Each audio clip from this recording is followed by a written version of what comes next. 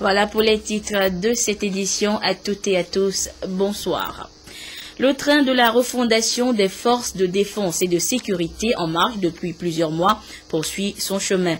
Et ce matin, c'est la police nationale qui a présenté son nouvel organigramme au chef de l'État, chef des armées, conformément à ce projet de refondation. Des précisions avec Aimé Abalo. Le 26 avril dernier, le chef de l'État, dans son message à la nation, a lancé un ambitieux projet de refondation du dispositif national de défense et de sécurité.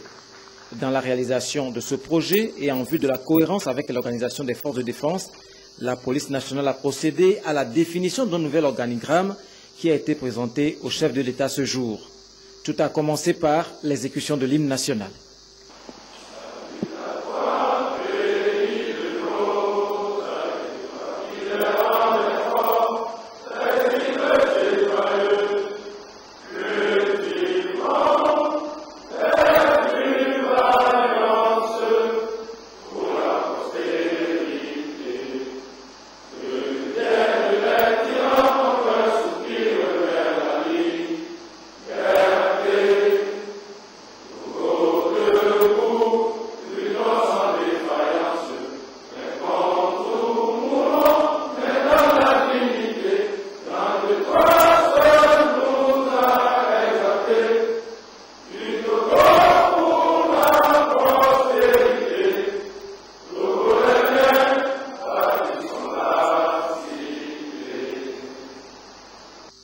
L'objectif de cette réorganisation trouve sa raison d'être dans l'impérieuse nécessité pour le Togo d'adapter son outil de défense et de sécurité aux réalités de l'environnement sécuritaire régional et aux menaces actuelles.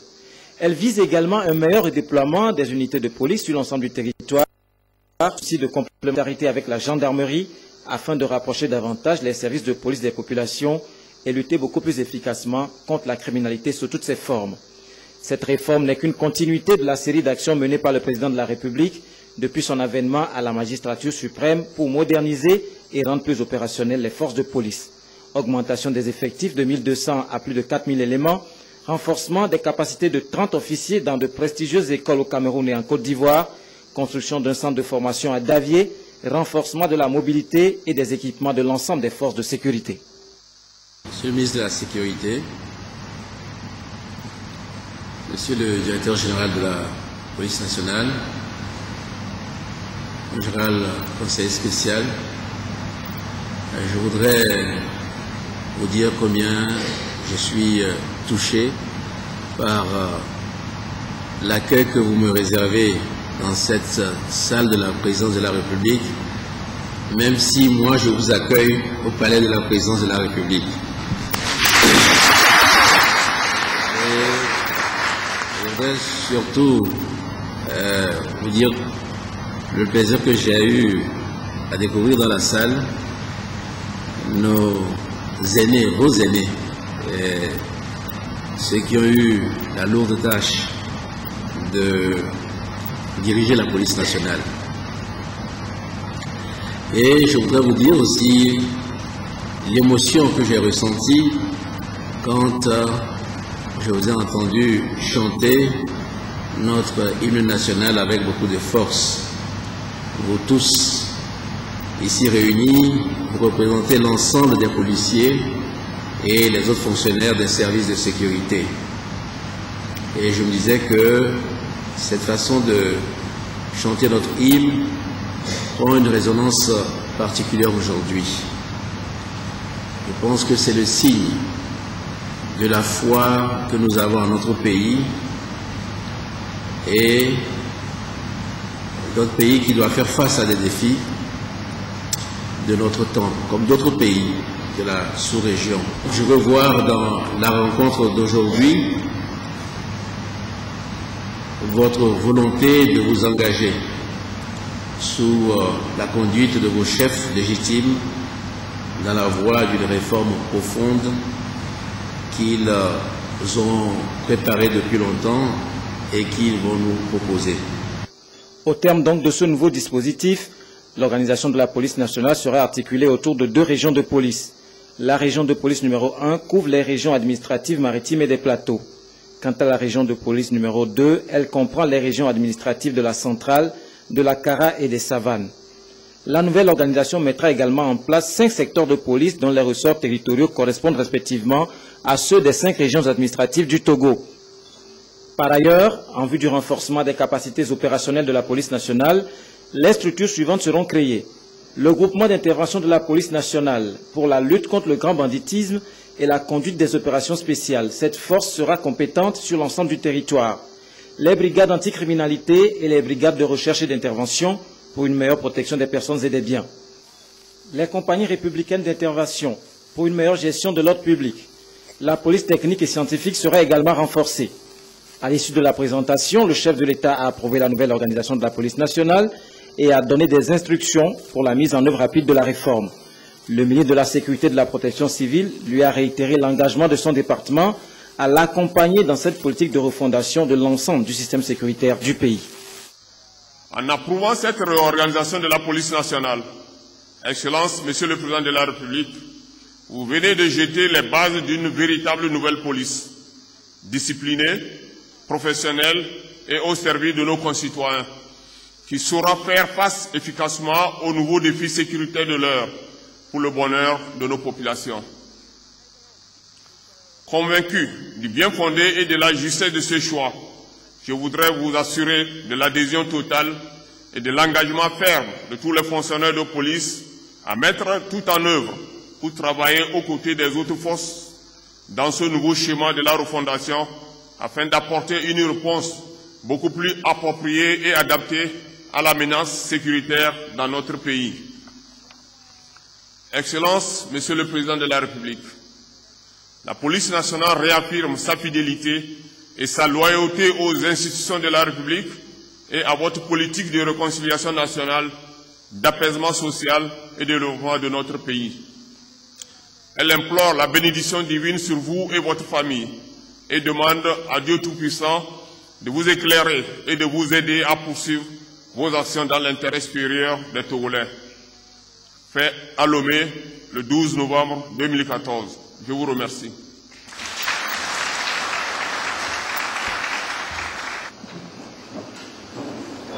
La cérémonie a été immortalisée par une photo de famille qui scelle le renouvellement de l'alliance entre le chef de l'État et les forces de sécurité au profit d'une meilleure protection des personnes et des biens en vue de garantir en permanence la paix civile.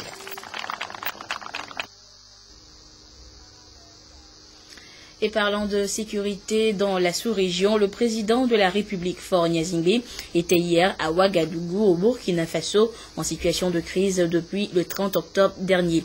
Avec son homologue sénégalais, Macky Sall, également président du groupe de contact sur la crise politique burkinabé, le chef de l'État a rencontré les parties prenantes au processus de sortie de crise. Prudence Zinsou. Amener les protagonistes burkinabés à un consensus pour une sortie de crise dans ce pays. C'est ce qui justifie la présence à Ouagadougou des présidents Faure Gnassingbé du Togo et Macky Sall du Sénégal, médiateur de la CEDEAO. À cette conférence, toutes les composantes de la transition étaient présentes. Il s'agit des autorités militaires, religieuses et coutumières, les partis politiques de l'opposition, la société civile et le Conseil constitutionnel. Les amendements proposés par les militaires par rapport à la charte de la transition élaborée par la société civile et l'opposition ont été étudiés. Nous avons pris connaissance de la bouche des chefs d'État d'un certain nombre d'observations qui ont été formulées par les nouvelles autorités sur le document que nous avions remis il y a 48 heures. Ça donne une bonne base de discussion. Il appartient donc à notre composante de se mettre au travail, d'analyser ce qui est contre-proposé et de venir bien sûr avec des solutions qui se rapprocheraient donc de ce que les autorités militaires ont demandé. Vous savez qu'en matière de négociation, chacun met la barre haut et au finish, on se retrouve sur une base médiane où tout le monde sort gagnant-gagnant. Ils nous ont donné jusqu'à demain pour faire aussi nos amendements et nos propositions et on discutera pour adopter la charte de consensus. Vous avez espoir que ça va marcher? Nous avons foi. Nous avons foi que ça va marcher et nous prions pour ça. Le nouvel homme fort du pays a exprimé sa volonté de contribuer à un dénouement heureux de la crise qui secoue le Burkina Faso. Il y a de bons espoirs que dans les heures, dans les jours à venir, nous puissions parvenir à une charte définitive, une charte consensuelle qui sera adoptée. Et ensuite, nous allons procéder donc à la désignation du président de la transition et ensuite mettre en place tous les organes de la transition. Pour le président du groupe de la CEDEAO, une fois le consensus trouvé et la charte validée, la voie sera balisée pour une sortie de crise. Faisons de la facilitation, mais le choix, les propositions viennent des partis burkinabés. Et une fois que la charte est consensuelle et adoptée, le reste va aller très vite puisque pour le choix de l'autorité de transition, du président de transition, tous sont d'accord sur le profilage et sur le fait que ce soit une autorité civile, tout comme pour le choix du Premier ministre. Maintenant, c'était sur le choix des différents organes de transition qu'il y avait des divergences de vues, mais d'ici demain, en principe, tout devrait rentrer dans l'ordre. Donc nous continuons à prier et à pousser pour que tout cela soit derrière nous très bientôt. Une autre rencontre est prévue dans les meilleurs délais entre le groupe de contact de la CEDEAO et les acteurs burkinabés en vue d'accélérer le processus devant aboutir à une transition apaisée au Burkina Faso. Autre actualité, depuis la mise en œuvre de l'initiative pour la transparence dans les industries extractives ITIE au Togo, où en est-on? Les normes sont-elles respectées pour faire profiter les ressources naturelles à tous?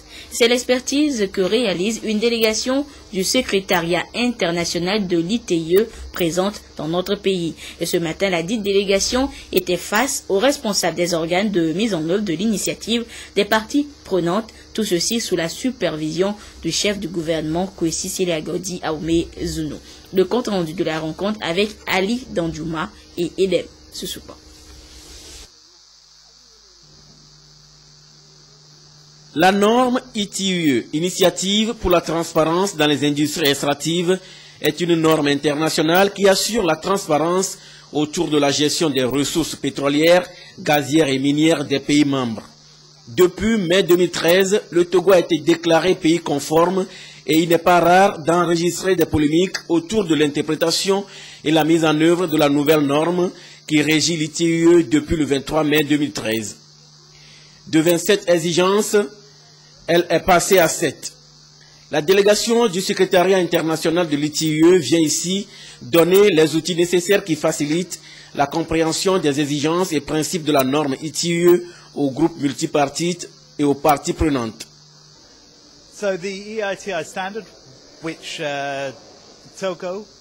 Avant, le Togo était conforme avec les exigences de la norme ITIE en 2013, et on regardait que la collecte des revenus. Maintenant, on essaye de voir est-ce que le Togo a reçu ce qu'il devrait recevoir de ses ressources. Donc, au-delà de la norme ITIE, nous essayons d'animer, d'informer le débat public sur la mise en œuvre et la gestion des ressources naturelles ici au Togo. Nous ne sommes pas ici pour vous dire ce que vous devriez faire, ce que vous ne devriez pas faire. C'est une question pour les Togolais. La norme a beaucoup évolué. Et au-delà des informations financières, elle a intégré des informations contextuelles et qui portent sur la déclaration publique des contrats, des